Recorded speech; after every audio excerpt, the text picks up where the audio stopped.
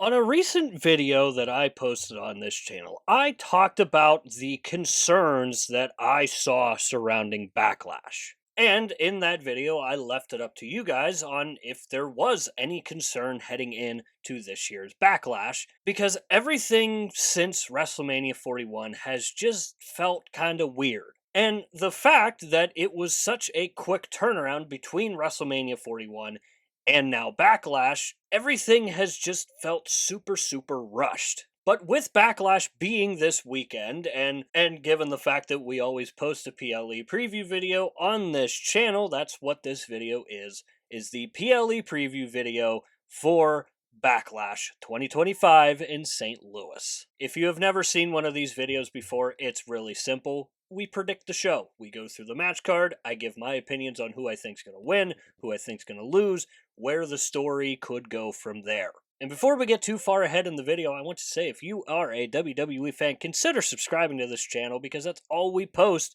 is WWE related content. To start off this PLE preview video, we are going to start with Gunther and Pat McAfee. Now, this match is kind of interesting. We've seen Pat McAfee in the ring before. We've seen him do pretty impressive stuff. But in terms of this feud for Gunther, it feels like the ultimate side quest that Gunther could ever have. And for this match to work for me at the very least, I need to see Gunther dominating Pat McAfee. Now look, I know Pat McAfee does get a fair amount of hate from the wrestling community, but I personally love Pat McAfee. I like his commentary. I think he's just a very entertaining person. But again, I need to see Gunther dominate this match. They can manage to do it in a way that would make Pat McAfee look okay coming out of it while not severely damaging Gunther, which him getting beat up by Pat McAfee would really hurt Gunther, I feel like. Now, I do have Gunther winning this match, and I do think that we could possibly get our next feud for Gunther. Because again, this is like the ultimate side quest for Gunther at this point. We know that he can do bigger and better things than Pat McAfee, with all due respect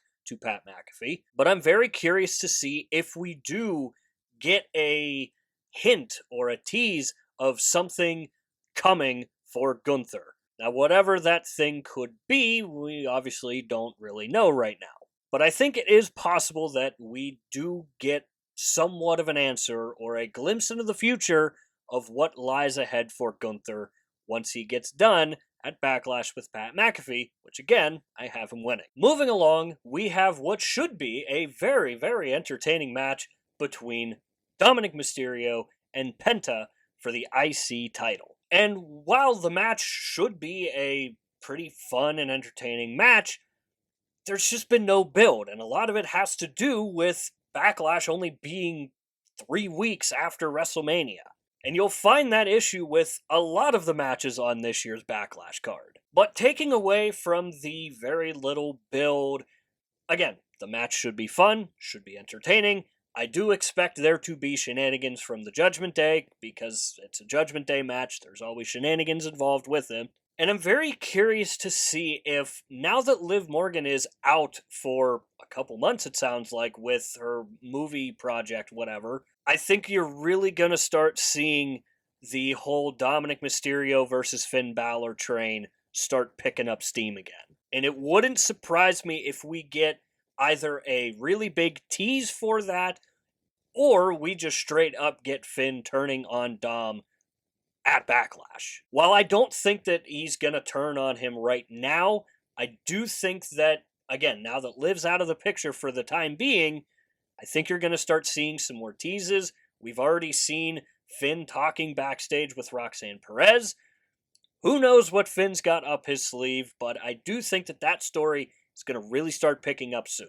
But despite everything that is happening with Finn Balor and Dominic Mysterio, I still think Dom wins and retains, simply because I think he's too popular right now for him to lose the title after winning it in such a quick fashion. It's amazing that the guy went from being universally booed out of every building to, at WrestleMania, running back to the ring and celebrating some more. So again, I have shenanigans in this match big time because it's a Judgment Day match. There's always shenanigans similar to a Bloodline match. And I do think that we could get some teases from Finn Balor in terms of him and Dominic Mysterio feuding once again. But despite all that, I have Dominic Mysterio winning and retaining the IC title over Penta. Up next, we're going to be taking a look at the United States Champion Fatal 4-Way match between the champion Jacob Fatu, Drew McIntyre, LA Knight, and Damian Priest. And this match should be awesome. Considering how good of a Fatal 4-Way match it was at WrestleMania for the IC title, this match should be just as good, if not better, than what we got at WrestleMania. My one main concern with this match is I hope that they actually have it feel like a Fatal 4-Way and they don't pair off into it being LA Knight versus Jacob Fatu or Drew McIntyre versus Damian Priest. And I'm only concerned about that because the two stories coming into this match are LA Knight versus Jacob Fatu and Damian Priest versus Drew McIntyre. So I really hope that they do kind of lean away from those two and make it more for the title and have it feel like a proper Fatal 4-Way should. So despite that concern, again, the match should be an amazing match. Given the talent that you have in the ring, it could be up there in terms of match of the night contender when it's all said and done. Now, as for who wins, I think Jacob Fatu wins and retains. Simply because I think that they give him the Braun Breaker treatment, and once he gets a title, he's going to get a decent title reign with it,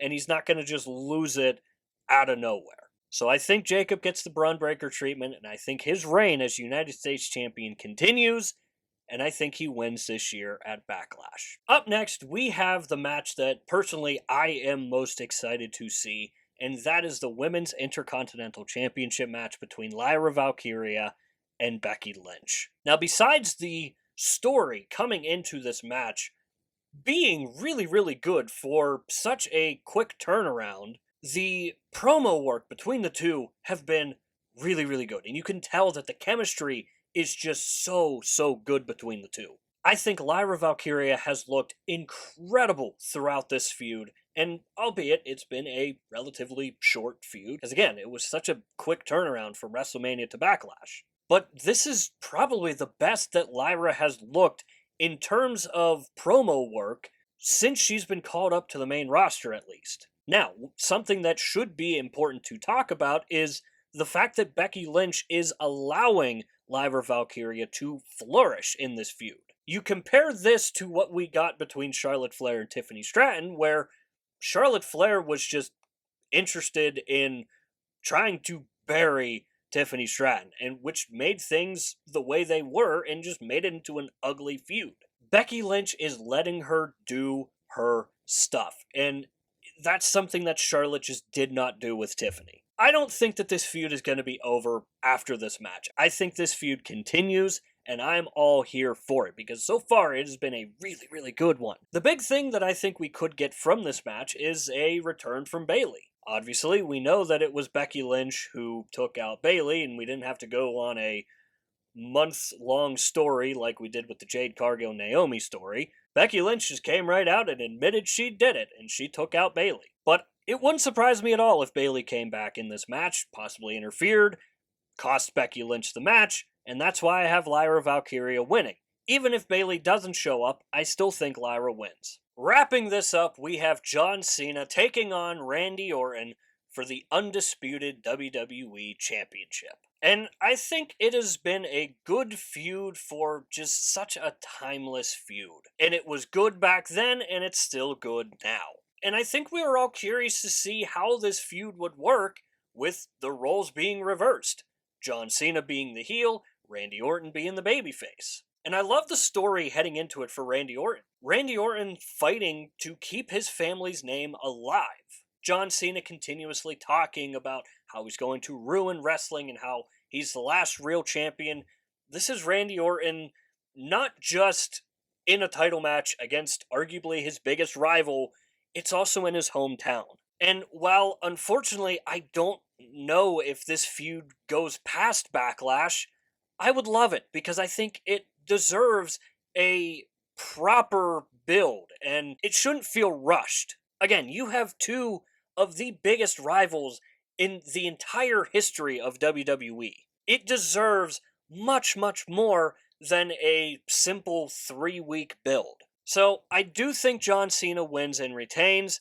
I wish that this feud continues after Backlash, and the one thing that I hope to God we don't see is Travis Scott. So that covers the match card for Backlash 2025.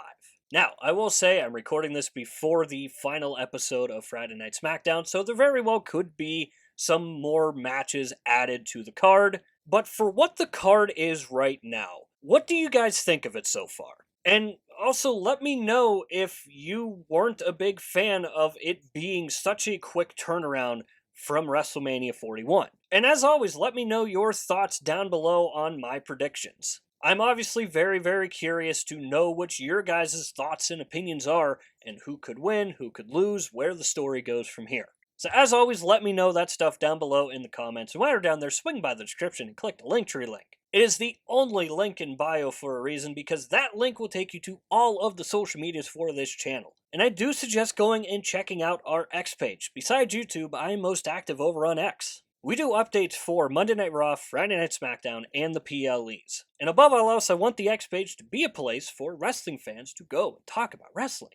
Especially if you're like me and you don't have a lot of people to talk to about wrestling. So if you are like me and you're looking for a group of wrestling fans to talk about wrestling with, consider swinging by an upcoming episode of Monday Night Raw. Or if you're feeling up to it and you're going to be watching Backlash, join in on the conversation, because I'm going to be posting updates for Backlash this year over on X. Now, with all that said and done, that is going to do it for this video here. I hope you enjoyed the video. If you did enjoy it, hit the like button. If you really enjoyed it, hit the subscribe button, because both are free and both just really help out the channel a lot. And if you have made it to this point of the video, I want to say thank you very much for taking the time out of your busy day to watch these videos here. I know I say it in every video, but I just had my first video go over 1,000 views, and it honestly was the best feeling in the world. So again, if you have taken the time to watch this video up to this point, even if you have clicked on it for 5 seconds, 10 seconds, 30 seconds, thank you. And as always, stay tuned for more wrestling content coming in the future. We'll see you next time.